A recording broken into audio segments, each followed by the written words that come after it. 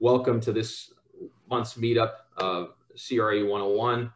Excited to have our special guest today, Tyler Cheshire. He's one of the top commercial brokers in town, and he's doing a lot of cool things in the syndication space. And so I thought it'd be cool to have him come by and talk a little bit about the syndication process, because it's one of those things that you could either go into it and do it yourself, or it could be a good opportunity for you to achieve good returns just by joining in the fund itself. So I'm excited to have him. And Tyler, welcome. My pleasure. Hey, thanks for having me. I appreciate it. It's always good to be with you. It's almost better when we're in person, but maybe it's better this way. Who knows? We got the opportunity to share with many on Facebook as well. And I think if you utilize technology for what it all gives us, I think there's many great things. So no, it's a pleasure to be here, and I appreciate you having me. Thanks, man. Yeah, and one of the cool things about this technology is that I mean, a lot of it can be recorded, so this will be something that people can consume in perpetuity, and I think it's going to be really cool to be able to hear what you have to say about the syndication process. So, generally speaking, when we start these discussions, we just like to learn a little bit more about the people that are invited. So I thought we'd kind of start off by asking you if you could tell us a little bit about yourself and what you're up to right now and everything else.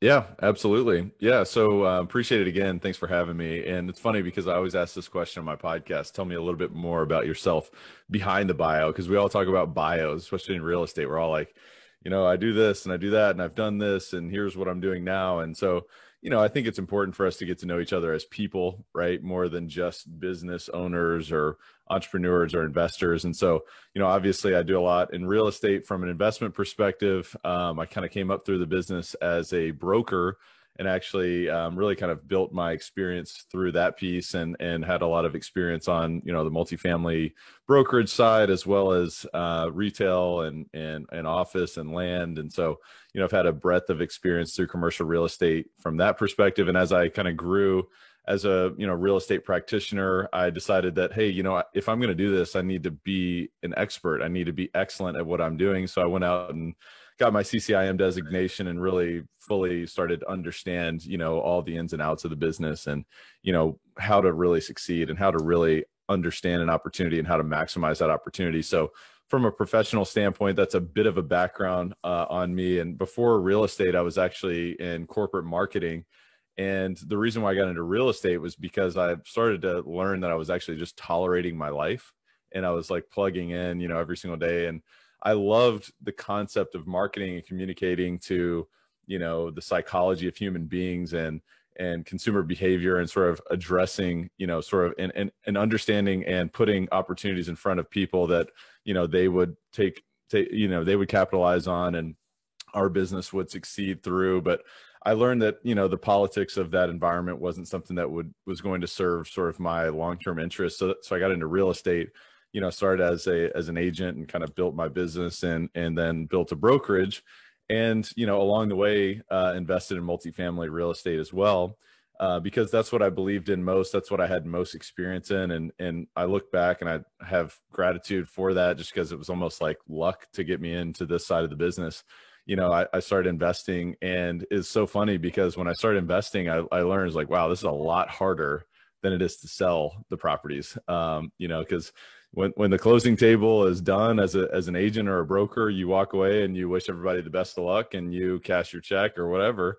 And it's not the case as an investor. And so I've been investing for the past, 5 years or so, actively, and building up a portfolio as well as passively and investing with other syndicators as well across the country. And, we actually launched a syndication company this year, CF Capital.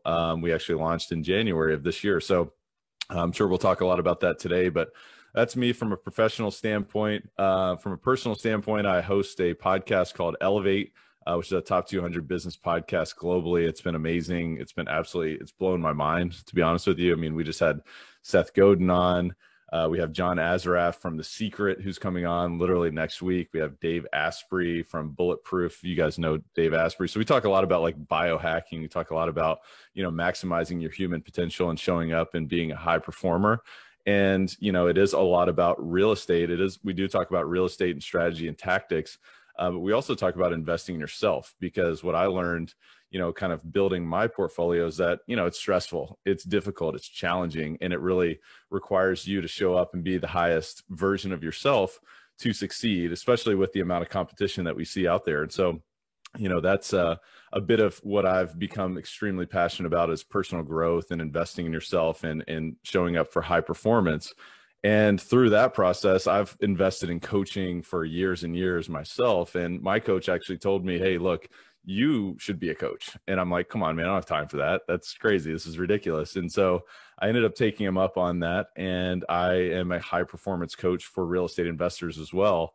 And so, I actually get a ton of, value and fulfillment through that process, and helping people really raise the bar and go from good to great, from great to excellent, from excellent to extraordinary, extraordinary to outstanding, and really being world class. And so I work with folks who want to be the best of the best, really raise the bar within their business, whether it's from a strategic standpoint, a strategy, a systems creation standpoint, a time management standpoint, and also from a consulting standpoint, because my experience in the business can help me overlay sort of my expertise. So anyway, I apologize for the very, very long-winded response there, but that's a little bit about me as a person. Otherwise, I enjoy traveling. I love eating great food. I love spending time with great conversations and, building new relationships with other people. So that's a little bit about me. That's great. No, and I kind of aligned with your story a lot too. I mean, I came from a different career as well. Recently, I joined the commercial real estate brokerage world about a year ago. I was in software consulting before, and I mean, we have a lot of similarities related to personal development. So I'm just really glad that you're able to come in and share some of your insights, because I know we're going to really gain some value from it. So as everyone knows, I mean, this meeting was related to commercial syndication. So I thought if you could provide us with a quick overview of what commercial syndication is, and just kind of elaborate a little bit on that.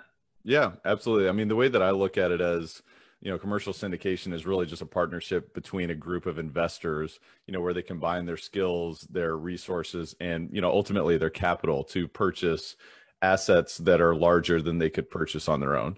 And, syndication is different than, really a small kind of partnership, one or two or three people, where everybody's actively adding value to a deal. What I see as syndication is a bit different in that you've got an operator or perhaps a sponsor who brings the opportunity and runs the deal, who then brings in private capital that invests passively with them. And, they're not actively a part of the deal. They're not making decisions, but they are participating in the ongoing cash flow and the tax benefits and the upside of the asset.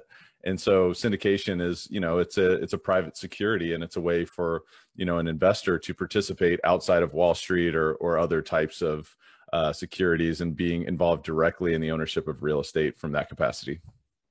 That's awesome. And like you said, I think it gives them an opportunity to participate in deals that they couldn't otherwise participate in as a result of the scale that you're dealing with. So yeah. It's really cool. Well, and I'll say something on that too. I mean, and we'll talk about this, I'm sure, in a bit, but we focus on multifamily, and the reason why we decided to take this next step into syndication and pooling, private capital for larger deals is because we found that the name of the game is scale. And I'm glad that I learned the hard way on smaller deals, because I made a ton of mistakes, and I feel like every mistake in the book. And I think, some of the more experienced folks listening would probably roll their eyes when they hear that, because there's always a new mistake that we can learn from. And I think having the growth mindset and recognizing that mistakes gets you closer to, having more tools in your tool belt and more success in your future. But, with syndication, it allows you to scale and achieve those economies of scale and put a great team on the field. And it also allows more people to benefit from those opportunities. So anyway, I just wanted to make a mention of that. Definitely. No, I think that's definitely some value for the group. So that kind of leads us into our next question, which is related to what property type do you specialize in and why? You did mention multifamily, but why not office? Why not industrial? Why not any other type of property, a commercial property? Yeah. So personally, myself and my business partner, Brian Flaherty, we both have a substantial amount of experience in multifamily. We've brokered over $1 billion in multifamily transactions over the past 7 years, and obviously have built up an experience level from an investment perspective as well. And so from the experience and the expertise perspective, it's a perfect fit. And also thankfully, the marketplace also makes sense from an investment perspective and from a thesis standpoint. Multifamily is generally a lower risk type of asset than some of the other commercial real estate asset types. And so we like that. Obviously, you look out in the landscape and you see, a pretty high risk global environment, especially considering the current circumstances, whether it's through equities, currency, you name it. I mean, across the board, and certainly in commercial real estate. I mean, we all believe in commercial real estate. And I certainly, before the call, we were talking, or before we went live here, we were talking about, it's all a matter of how do you structure your deal. So you can make any deal make sense, but from an occupancy standpoint, one of the things we talked about, like through CCIM, that I really was hammered in my mind was that you've got to have a clear perspective of what does your occupant need and what are the future needs of your occupant, and why would they choose to do business with you. And when we say do business with us in multifamily real estate, it's live in our apartments. And is there going to be a future demand for the apartments that we provide? And so we think about that in comparison to retail or office. You look at retail right now, there's a lot of challenges, especially during the COVID environment, with social distancing. And obviously e-commerce has been tremendous in the growth of really you look at Amazon, it's breaking records. And obviously from a technological standpoint, Apple, just hit a $2 trillion market cap, which is the highest ever. And I know that doesn't directly correlate to real estate, but I think having a full perspective of all of these different financial vehicles out there is super important. And so from our perspective, not only are we experts in the space, but we believe in it long term. We believe that renters are going to be in demand for the foreseeable future, whether it's by necessity or by choice. A lot of folks in the past 10 years, either baby boomers and or millennials have both been renters by choice and not just necessity. And over many years prior to that, it was all about renters by necessity. And what the difference is that, you don't have enough cash to purchase a home. And so then you're a renter by necessity. And so that's kind of how that works in terms of your personal budget. And so we look at that from a very high level, in addition to folks who are choosing to rent, because you look at 10 years ago, a lot of folks had some major challenges with, their personal financial situation due to their primary residence losing a tremendous amount of value. And so I think there's been a little bit of heartburn there. There's also, lifestyle benefits of renting versus owning. And obviously I'm an owner. I've been an owner for many years myself, but I see this and I understand this. And I also look at, cost of living in different markets and those considerations. So there's a lot of different factors, but we believe in the long-term success and long-term occupancy of multifamily. So that's another piece there. But, with the whole world being a fairly high risk sort of financial landscape, we see apartments as so much lower risk due to all those factors. And we can also generate great yields. And while yields have been compressed, we can find amazing, financing opportunities, whether that's through Fannie or Freddie. We're actually looking at sub 3%, interest rates on some of these deals. And it's amazing. And obviously, even with that said, I mean, you are looking at a bit of compressed yields, compressed return on investment through this environment because of the fact that these other asset classes are deemed to be a bit higher risk, and you're seeing money go out of retail and office into multifamily and industrial as well. Industrial is absolutely doing super well. It's just not our expertise. I mean, maybe at some point we will expand to that, but I think we have to be thoughtful and put one foot in front of the next. Let's build this out before we try to be all things to all people. So that's kind of our perspective on multifamily, but we're excited about the prospects, here over the foreseeable future. Yeah, no, for sure. And I mean, that's another thing about multifamily too, is like you said, the scale. So even a slight increase in the rents that you achieve from each individual unit can provide substantial return on investment from an appreciation standpoint. So I think multifamily is a great opportunity. I actually own a small multifamily. I have a fourplex right now, but it's definitely one of those asset types that are going to be performing well long term. So that's awesome. So as far as the different syndication types, I've done a little bit of research myself. Like I said, I read Joe Fairless's book, which is actually a phenomenal book if you get a chance. It's the best ever apartment syndication book. But in it, I know there's two different types of syndications, 506B and 506C. I was wondering if you could kind of explain the differences between the two for the audience, just so you can kind of clarify.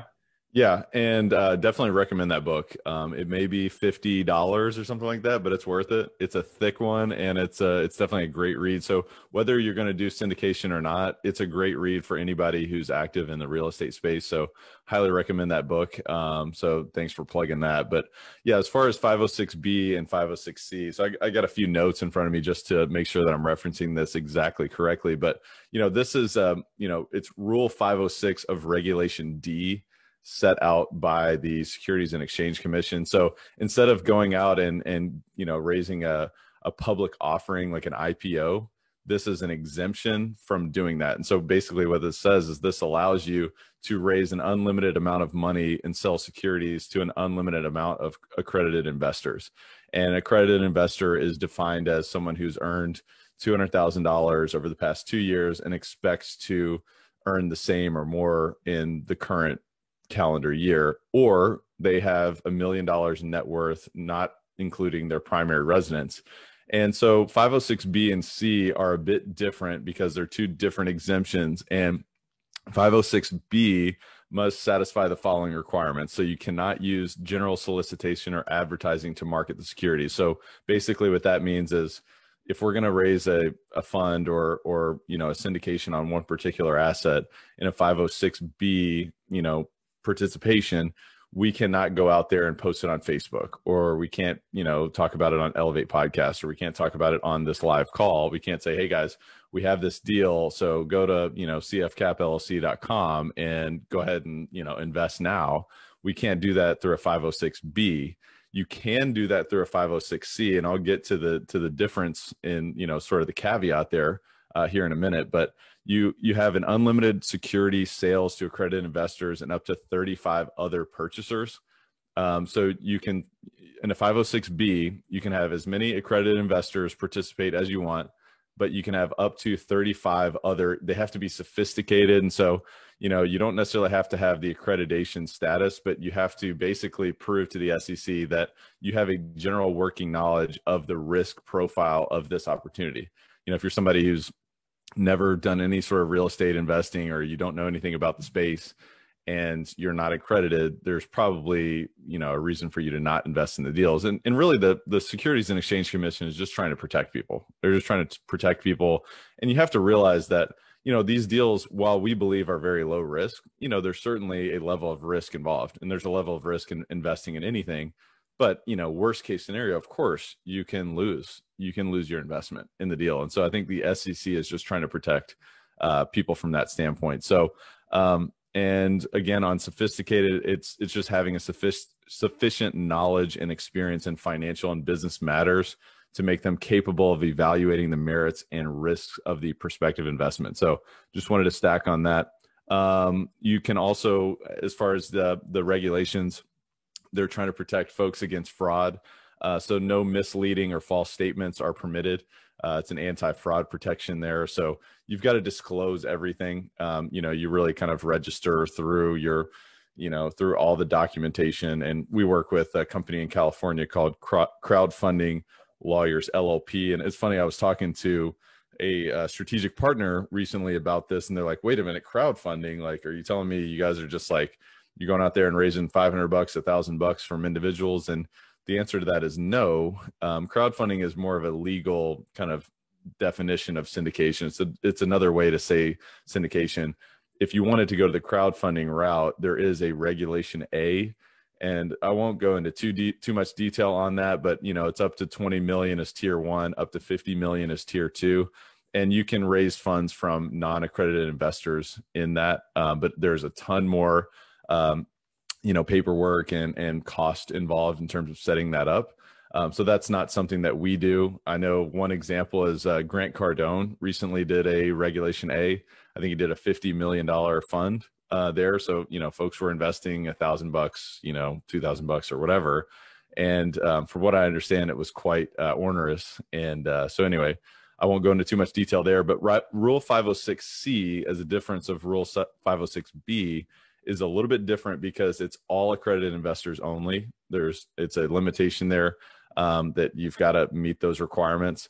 You can market this one. So you can put it on Facebook, you can put it on social media, you can put it on any websites, podcasts, whatever. You can talk about your deal and bring folks in. You don't have to have the substantial relationship with these folks, but they do need to prove that they are accredited. So the company must take responsible or reasonable steps to verify that the investors are accredited. So there'll be forms and everything that everybody has to fill out just to verify their income, and CPAs have to sign off on stuff. So that's the difference. But generally, you'll find that syndications will have a minimum investment on their deals. So you'll just have to take a look at that. What does that look like? But anything else I can go into detail on that if there's anything else you want to follow up on. No, I mean, I think you did a great job kind of elaborating on everything. And like I said, at the end, we'll loop back around too. We'll have some times for questions. So if people are into it and want to learn more about each individual strategy, we can definitely elaborate a little bit more on that. But as far as like the typical syndication deal, how do you usually structure the deal? I know there's different ways to structure it, and I thought you kind of elaborate a little bit on it. Yeah. So for us, each deal is unique, and we are not raising a fund as one example. So, if you were to raise a fund, you're going to set your parameters up front for each and every deal that you do. You go into the fund and you're a part of all of these different deals. We raise per deal. And so each deal requires its own business model, its own deal structure for what's appropriate. And at the end of the day, what we're all about is long-term relationships, not only with our investors, our partners, the people that we collaborate with on the deals itself, but that's sort of a philosophical approach. So we're always looking to under promise and over deliver to especially our, passive investors. And so our deal structure, obviously you've got the general partnership, which is, so I'll just give you the example of our company. CF Capital is the managing entity, is the general partner of our deals. And so we run the deals. We implement the business plan. We, basically quarterback the team and, coalesce the resources to make this happen. And so we're the general partnership. Typically we'll receive a percentage of the deal for that effort. In addition to, typically there are going to be fees involved in terms of acquisition fees, asset management fees, and so on and so forth. We always strive to make sure that we're not overburdening any type of deal with too many fees. And at the same time, we need to be compensated for the efforts and the opportunities that we provide. So it's important for everybody to know that, and we disclose all that information before anybody makes a choice to invest in our deals. And that's pretty typical across the industry. So I'll start there, but our general partnership at times may include other strategic partners. If we're doing larger deals, we'll probably, we'll co-sponsor deals with other syndicators that we have relationships with where it makes sense. Maybe if it's a market that they're boots on the ground in, or perhaps if it's a deal size that we'd like to sort of bring in some other firepower, we do that. And so obviously at that point, everybody wins because, you bring in more talent to the deal, and it's a benefit for everybody. But so there's that. And then from the limited partner standpoint, there's a few different ways that we structure this. So you can invest in a deal where you receive a preferred return, call it 7 or 8%, and you basically get paid a percentage of your investment on a monthly basis for your cash flow. In addition to that, above the preferred return, typically there's going to be a waterfall structure. Once you hit a certain IRR percentage, the deal will then be shifted in terms of the split and the breakdown. In general, you see across the industry, 60-40, 70-30, 50-50 split above that preferred return, and perhaps there's different waterfalls that you can structure. You can get really complicated on the deal structure at times. There's other deals where it makes sense for us to really structure it super simply, to say, all right, we're going to invest, and here's the other thing. We always invest our own capital in the deals as well, because we want to be aligned with our investors, not only just, participating from the general partnership side, but also showing our investors that we believe in the deal and we'll put our money where our mouth is. And so I think that's really important to note. We do structure our deals very simply at times as well, where we say, look, guys, we're going to go and buy this 200 unit apartment complex, and, it's going to be 15% to the general partnership, and it's going to be 85% to the limited partners. And we split, cash flow and upside and everything like that equally. And so, yeah, it just depends on the deal, but we always, we focus on cash is, that's the most important metric to us. A lot of times when we look at a deal and we say, all right, the internal rate of return we believe is 16%. And wow, that looks great. But guess what? We have a ton of assumptions there. We don't know what the future cap rate's going to be. We don't know truly what the marketplace is going to look like in 5 or 7 years. And so, it's really important for us to look at cash on cash and what are things that we can control and how can we deliver, ongoing results for our investors and for our partners that makes sense. But that's kind of in general the different opportunities that we have to structure our deals. But happy to go into depth on any of those if there's anything that I wasn't clear on. No, I mean, like I said, I think you're providing great value as far as like elaborating on these different concepts. And so I definitely appreciate that. We kind of understand now how you can structure a deal. Obviously, it can vary depending on the deal. It can, depending on the size or whatever else. Could you kind of elaborate a little bit on your current business strategy and explain why you chose that strategy in the first place? Absolutely. Yeah. Thank you. Thank you for that. I'm enjoying this, by the way. Hopefully I'm not like glossing over anybody, but looking forward to the Q&A as well. Cause if there's anything I can follow up on, happy to do that. Sometimes my mind moves faster than my mouth. So anyway, or perhaps the other way around, but anyway, as far as our strategy, so obviously we're located here in Louisville, and we have a geographic footprint that makes a lot of sense. If you look at sort of what's happening nationally, what's happening globally, there's boom and bust markets, on the coast and in our top 10 kind of tier 1 major cities. And obviously there's a time and a place for that. And you look at many of the institutions and they have a ton of success in doing business in New York and Miami and LA and San Francisco.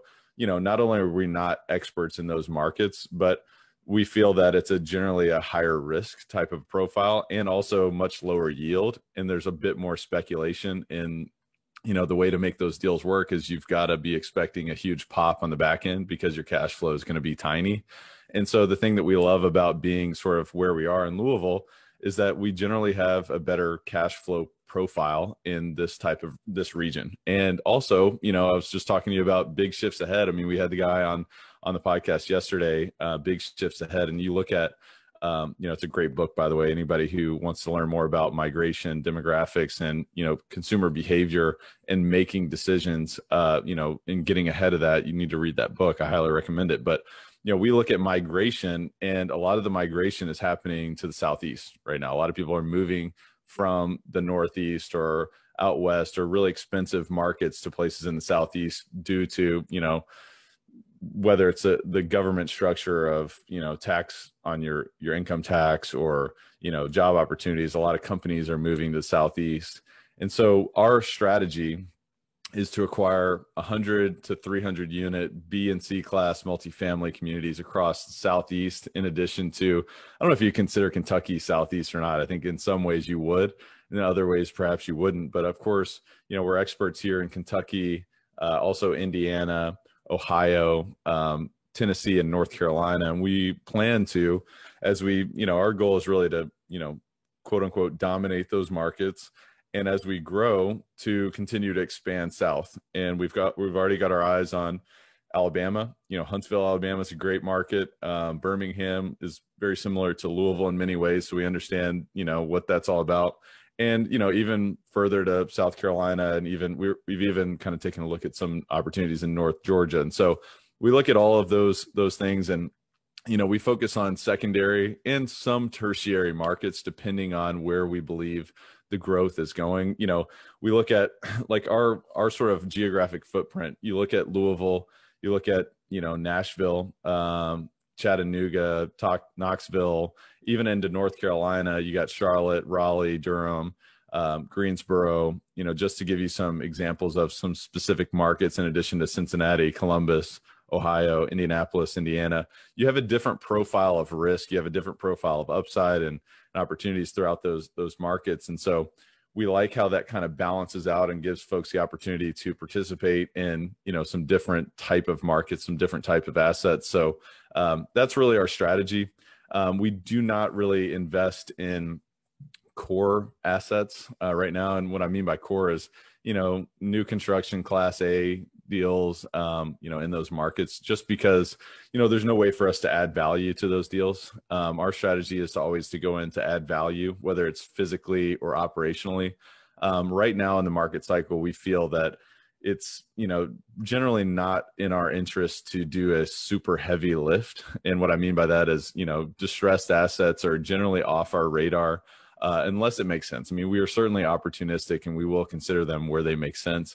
And we've got to make sense of it from an underwriting perspective, as well as protect our downside on the risk. But we're looking to come in and, add value to interiors of units. Everything outside of the drywall is kind of what Brian always says is what we're trying to do, because that's generally lower risk. We can really kind of control the controllables there and understand sort of what the marketplace is in demand for and what can we do to raise the income of our units. And we try to do that. And, operationally as well. I mean, if there's anything that we can do, we work with the best of the best on property management. So anytime we're looking at an opportunity, we are absolutely, going into detail with them and understanding sort of, here's the historical sort of operations of this asset. What can we do here? What, is there anything that we can, add value from the top line to the, to the bottom line, all these different things. So in general, that is our strategy, and we're sticking to it. That's awesome. Yeah. And I'm glad you mentioned the big shifts ahead. I know we were talking about that off before we got on live, and it did provide some great information as far as demographic changes, in particular with the millennial generation kind of coming of age and eventually looking to either buy a home or, like you said, continue to rent. So definitely check that out if you get a chance. So now that we understand kind of your strategy about how you enter into the different markets, once you identify an asset, how do you go about buying it? So like, how do you raise money to fund some of these deals? Because that's probably something a lot of people are thinking about. Yeah, absolutely. So, we'll get a deal under contract. And, before that, way before that, it's all about building long-term relationships. I think I said that earlier. And of course, at this stage in the market cycle, I'll just highlight the fact that we're not raising a fund right now. And so obviously there's a different approach in terms of raising, for a 506B or C deal than, raising a fund ahead of time and having that capital to deploy. So obviously, it's a continual process of building those relationships, of, planting and watering those seeds. And so, for us, our strategy is just to build long-term relationships with accredited investors, whether they're busy professionals, whether they're entrepreneurs, business owners, diversity seeking real estate professionals. And so, I've spent the past 7 years really developing a deep and expansive network, not only in this, region and this market, but across the country and even internationally. And so we've got, a pretty substantial database of folks that we collaborate with and that, are always looking for a new opportunity to participate with us. Beyond that, we do work with other private equity firms as well, and strategically partner with them where it makes sense. And we've got relationships in every major city in this country that have a different sort of criteria or a different risk profile that they are willing to accept. And so for each deal, we've got, relationships that make sense to have discussions with to see if there's an opportunity for us to partner with. So private equity firms, other funds, there are multifamily specific funds that do partner with folks like us as well. And so they allocate resources towards our opportunities where appropriate. Other thing is, one of the things that the SEC has been very focused on is kind of cracking down on capital raisers. So you hear that a lot, people talking about, hey, I raise capital for deals and I get paid a fee or whatever. And the end story and the end result of all that is that you've got to be a registered investment advisor or a broker dealer to really do that. We do work with registered investment advisors as well as broker dealers on our deals where appropriate, but we don't work with others who are just looking to raise capital for our deals because that's frowned upon from the SEC's perspective, and they've been absolutely placing focus on that. So beyond that, we're continuing to really prospect for family offices as well. other very ultra high net worth families across the country that are looking to protect and grow their wealth, really can do that through these opportunities. So we're always looking to grow our database. So if there's anybody who's listening to this that's like, man, that's awesome that they have all these relationships, I wish I knew somebody like this, feel free to reach out to us, because we're always looking to offer more opportunities. I mean, our goal over the next 5 years is to acquire $1 billion in assets. And, to do that, we've got to roughly raise about, $350 million in equity. And, with that said, there's going to be a ton of opportunities. There's going to be a ton of amazing opportunities for, individuals or folks that represent larger organizations to participate with us. So yeah, I mean, that's kind of in general how we go about raising money, but it is all about the long-term relationships. It's about planting those seeds. Our strategy from a marketing perspective for our firm, it's all about education-based marketing. So it's about providing value. It's about giving. It's about doing exactly what we're doing right now and bringing people into our world so that we have the opportunity of building relationships with them and understanding what is it that you're looking to accomplish. Because we get people that reach out to us all the time. And a lot of times it's like, oh, this is awesome. We will absolutely share opportunities with you when appropriate. So let us know if you're interested in participating in our deals. But there are also times where it's like, hey, this doesn't make sense for you. It's not the perfect time for you to do this. And so we try to kind of invest in that sort of long-term approach and say, look, not every person that comes to us makes sense for us to partner, but we're I guess humble enough to recognize that and to say, you know what, maybe it'd be better for you to work with someone else, or maybe it'd be better for you to participate in another capacity for a certain amount of time. But it's networking. It's just building the old fashioned relationships that way, whether it is with accredited investors or other private equity firms or what have you. So the other piece is that, we look at 100 deals before we close one. I mean, honestly, that number is almost going up these days. So we'll look at 100 deals and we may underwrite 30 of those, because 70 of them we're going to kind of push off and say, look, this doesn't meet our criteria. So we have to say no much more than we say yes. And when we underwrite 30 deals, perhaps 10 of those really make sense for us to make a true run at that.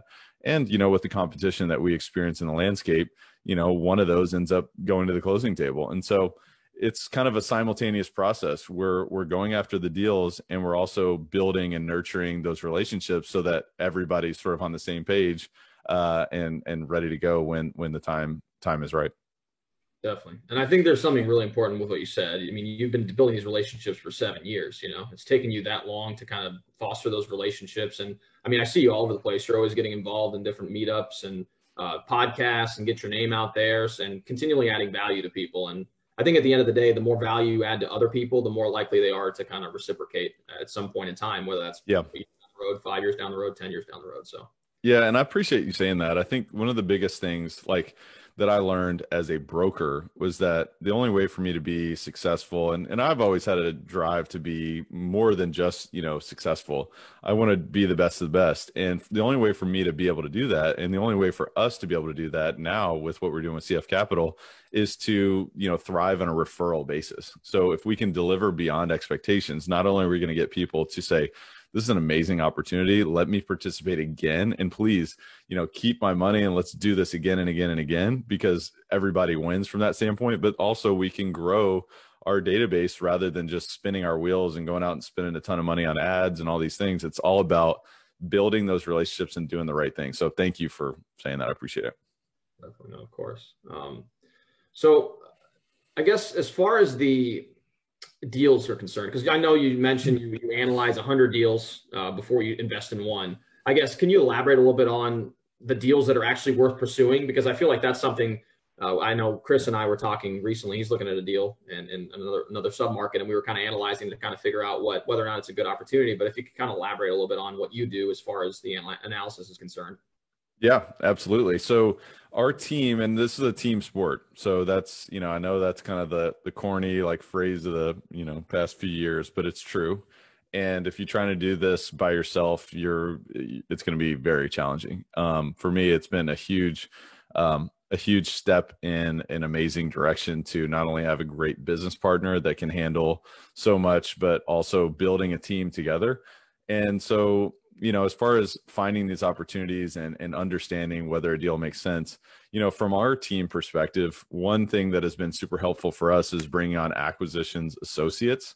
And we bring on acquisitions associates with a background in analysis and underwriting and deal sourcing. And so these folks not only kind of add a layer of sophistication for us, but they also can allow us to do what we're doing right now. Like you and I are spending time together and we're bringing more folks into our world. We're building relationships with other people. We're educating, we're adding value so that they can have the tools to do whatever they want to do themselves, while also our team is still sourcing new opportunities and still, really going through a rigorous process, because, it's certainly a very time consuming and very, and up to a large degree, very brain damaging sort of process, because we've got to collect information from property owners or brokers or property managers, based on the historical performance of an asset. And we've got to make sense of that. We've got to understand sort of what can we actually do with this asset? What type of business plan can we implement? And so our acquisitions, we actually just brought on our second acquisitions associate,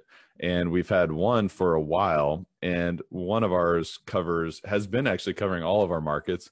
We just brought on our second acquisition associates, who's going to be really kind of taking off some of the bottleneck. We started to have a huge pipeline that's really kind of filled up over the past month and a half. It was very quiet since COVID hit, and now a ton of deals have started to hit the market. So we had a bottleneck. At any rate, our acquisition associates will bring a deal in. We'll kind of kick it around as a team and say, look, does this make sense? Is this a part of our acquisition criteria? So I think the first step is understanding, what is your acquisition criteria? What type of deals are you looking to buy? And what metrics are you really non-negotiable on? Is it the deal size? Is it the sub-market? Is it, the level of, risk that's associated, whether it's deferred or value add or core, type of asset. So I think getting really clear on that is super important. So then you understand where you're spending your time. When your pipeline gets super full, you have to start saying no to things. And so from there, it's all about, gathering that information, offering memorandums, gathering, CapEx reports, gathering, T12s, and maybe even further than that, and, rent rolls, and understanding sort of, what's going on with the asset. What does the broker think the business plan is? Does that actually make sense? Does it not? So you're kind of starting there and you're plugging this in. We've got an internal model that we use to really, analyze our deals, and it's pretty robust. I mean, I don't know how many tabs is on this thing, but I'm telling you, I'm a CCIM, and I'm telling you right now, it gets pretty onerous, and it's definitely not, where I spend my highest value time, but I have to be plugged in. I have to truly understand, what does everybody think is really going on with this asset? So, we're looking at, hey, what's the income? What's the expenses? And does this match up with the sub market? Does this match up with trends? And, what's the best case, worst case scenario, going forward over the next 12 months? What are taxes like today? It's crazy when we've gotten more dug into a lot of these different markets. Property taxes are handled so differently in different markets. And so we've got to have a true deep understanding of that. And so, even the other day we were looking at a deal in Ohio, and it's really interesting because we've got to have conversations with tax attorneys who really interface with school boards. It's kind of like, it's like you're paying somebody to make sure that, we don't get reassessed for a certain amount of time, but you have to understand that it's possible that you are going to be reassessed immediately. So getting into the weeds, it's about getting into the weeds of all of these different metrics, whether it's, bad debt, whether it's vacancy, whether it's, you name it, property management fee, and getting detailed into what does it look like today. And then when you're getting very detailed and you're really shoring up all of these different details, you look at it from a big picture and say, all right, does this make sense from the market standpoint? Is this something that we have leverage on, or is this going to be a super, attractive opportunity for many other groups? And what does that do for our leverage? And how can we be strategic in terms of this potential acquisition? So if it meets our first muster test and going into some detail, our first two tests, whether it's, all right, yes, we should spend time on this. Yes, we have spent time on this. And now this is actually looking like something that's pretty interesting. Let's go travel to the deal and let's go take a look at it, and let's kick the tires and, really go through an entire tour and have a detailed questionnaire sort of with property management, folks who really know, boots on the ground. And also think about things as like, how do we feel when we're at this asset? What does this deal make us feel like? Because deals on paper are a lot different than deals in the real world. So I think having a full wide ranging perspective of all of those things is super important. And from there, it's tightening up our assumptions. If it's past our tour test, and we've got an understanding truly of what this business model is, if we go and look at a deal and we're like, man, this is really tired, but I think we can do some things here to really kind of help this thing turn the corner. At that point, then we go back to our model and we get super detailed again, and we say, all right, at the end of the day, we're looking to achieve, whatever percent, on a cash on cash basis for our investors, for our general partnership. And this all makes sense. So now let's make a run at this thing. And there's a lot of times where it's like, guys, this just doesn't make sense. If anybody buys this deal, they're going to be overpaying, and perhaps they are overpaying, and maybe that works for them. Maybe they've got less of a yield requirement than we do. But, that's really kind of the general process that we take in terms of understanding an opportunity and then executing on the opportunity.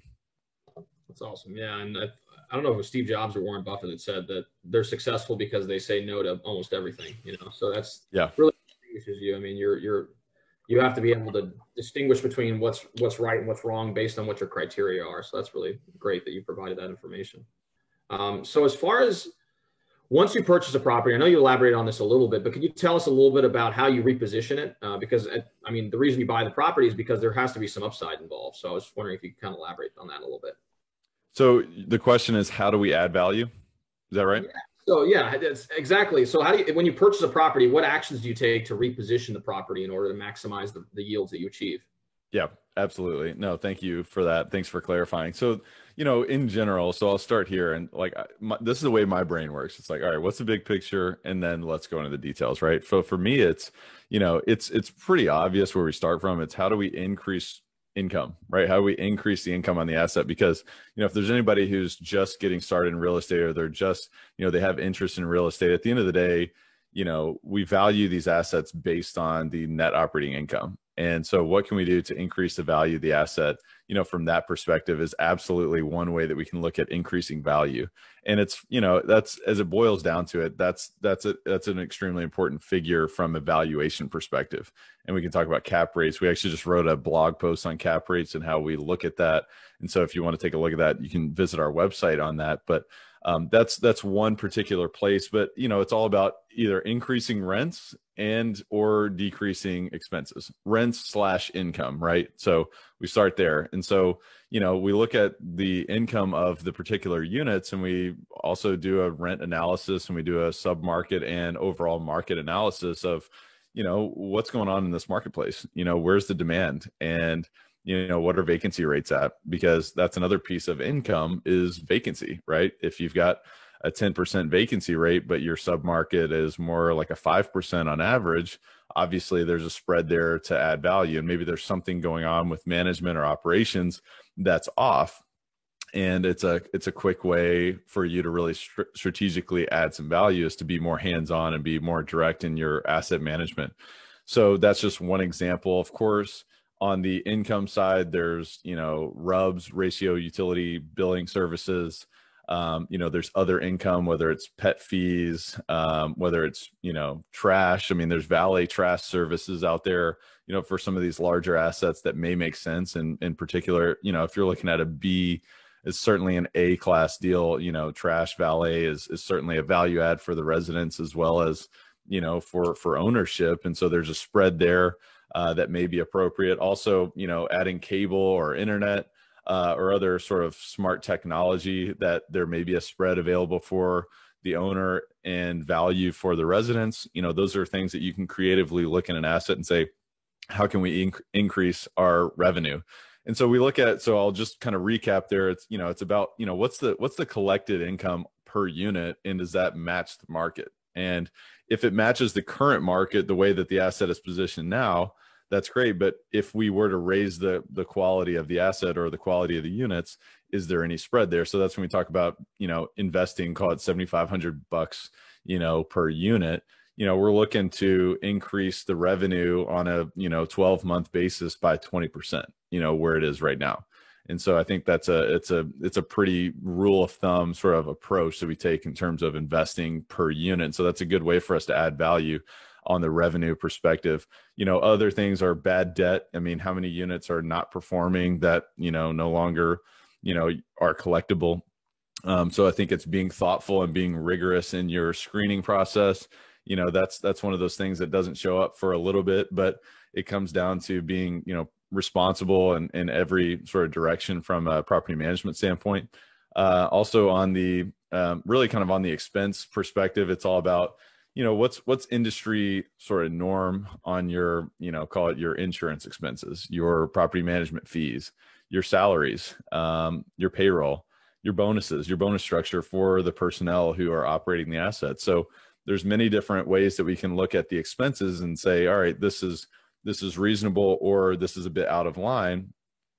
And, we can go in here and, I think it is important for us, like as investors, to all say, all right, we're not just going to just cut expenses just to cut expenses, because there's times where you can cut expenses and it can become more expensive for you. So I think it's important to be extremely thoughtful in terms of how you're projecting sort of, your value add program. So, it's like, all right, well, we have 2 folks in the leasing office and we have 2 folks in the maintenance shed. And yeah, we would totally reduce our expenses by $40,000 a year if we were to take one of our maintenance folks out of the mix here. But what happens in terms of your repairs and maintenance budget then? What other third parties are you going to have to bring in at that point? So I think being extremely thoughtful on that in terms of, what can this asset really afford, and what is a good investment versus what is a non-useful investment. So there's many different ways we can look at it. And also, when we make investments in the asset from a capital expenditure perspective, typically we can offset, repairs and maintenance, and that obviously helps your net operating income and your value of the asset.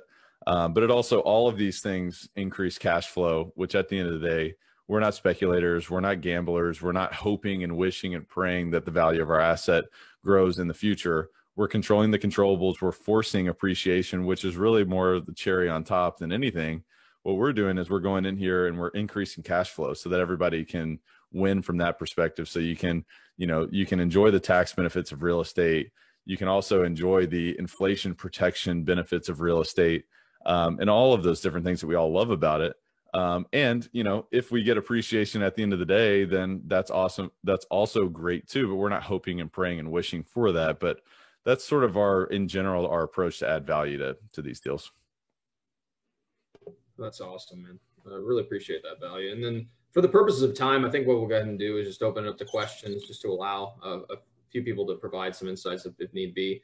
I actually have a question from Facebook for Jonathan Farber. Hey, John, how's it going? How long does it typically take you to qualify an OM to know if you want to travel to it or submit an LOI? I think it depends on our kind of load, our workload. Because typically, let's just say all things are equal and we've got, availability to kind of digest something, 2 days, just kind of going through, a couple hour process with our internal analysis team and really getting a feel for the, in general, the asset. And the other thing too is we never try to rush this, but some deals are marketed and they've got a call for offers process, and there's a whole time frame that you've got to get ahead of. So depending on that, that also probably moves us quicker at some point. But in general, I'd say a couple of days we're in good shape to really have an understanding of what the deal is and what does it look like and all that kind of stuff. Definitely. And I'm sure you've built systems to be able to maximize your efficiency when analyzing these deals as well. So actually, that's a good point. So I'll plug them. We use a company called Red IQ, and really kind of this actually makes us super efficient on underwriting. What they do is we can get a rent roll. If we get a 300 unit property and you have a rent roll and you got to plug it in manually, that's going to take an hour or two itself at least. We have a system called Red IQ that allows us to plug that information as well as the T12 directly into our model, and we can kind of hit the ground running. So that saves us time and that saves us mental bandwidth, of course. And so from there, we have an opportunity to really leverage our time much better. And so obviously there's an investment involved in that type of system, but that helps a lot. Yeah, I mean, when you start analyzing a ton of deals, the value you get from it is probably astronomical. So yeah, that's awesome. So I guess anyone in the chat have any other questions they'd like to ask Tyler as far as syndication process is concerned, or really anything else? I mean, I know he's involved in coaching and various other things. So if you have any questions related to that, definitely feel free to ask. Yeah, and while we're waiting for that, I can just talk about being a passive investor myself as well. One of the things that I think is important is that when you're evaluating opportunities to invest with other people, it's, number one, do they know what they're doing, right? Do they have an experience, in the business? Are they competent? Do they have a team that they've put together? And are they offering, comparable returns to other opportunities? You've always got to consider your opportunity costs, right? And beyond that, it's about, do you trust them? Do they care about you? Or are they just going to take your money and be a Bernie Madoff and, go, run some Ponzi scheme, So I think it's important for people to really invest with people that they trust, that they like. And the thing about syndicating deals is that we're fiduciaries. So we've got to have the best interest in our investors at heart. And so I think it's important to just, work with people who are trustworthy and people that, do things above board. And, I think people who want to work with you on a long-term basis is a good sort of rule of thumb to kind of get to that point. But I think that's an interesting thing that I learned. And I think the great thing about our business is that most people are doing the right thing. I mean, it's a very low percentage of people who are taking advantage of people out there. So that's a great opportunity for you to just get to know more people out there. And, it's one of my philosophies is that, we're better together. And that's one of the greatest thing about this business is that, bringing resources together, allows us to achieve greater things. So I just I'll plug that while we're waiting on it, if there's any other questions or anything. No, for sure. And I mean, track records is also something. And that's another thing, since it's such a small community. And I mean, I'm not involved in the syndication community at all, but I'm assuming it's a pretty small community. So word travels fast too, if you're active.